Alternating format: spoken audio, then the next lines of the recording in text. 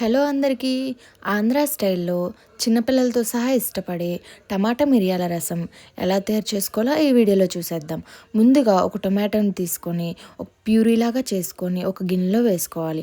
అందులో ఉప్పు, పసుపు యాడ్ చేసుకొని ముందుగా నానబెట్టుకున్న నిమ్మకాయ సైజంత చింతపండు రసాన్ని కూడా కలుపుకొని అందులో 2 గ్లాసెస్ వాటర్‌ని యాడ్ చేసుకోవాలి.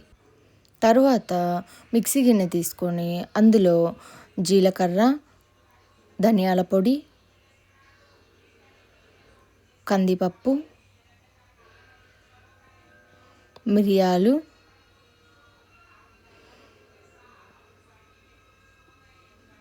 అలాగే ఒక 10 రెబ్బలు కరివేపాకు, ఒక 10 పాయల వెల్లుల్లి వేసుకొని మిక్సీ పట్టుకోవాలి.